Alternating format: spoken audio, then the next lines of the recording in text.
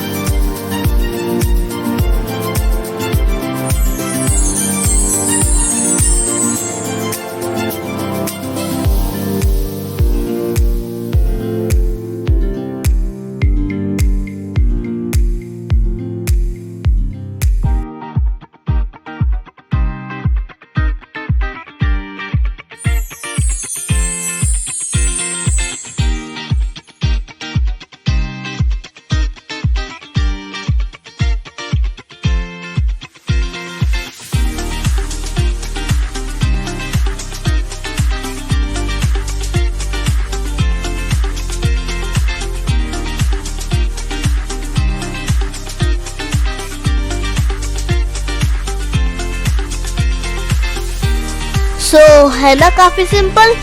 तो फिर मिलते हैं नेक्स्ट वीडियो में, तब तक के लिए बाय।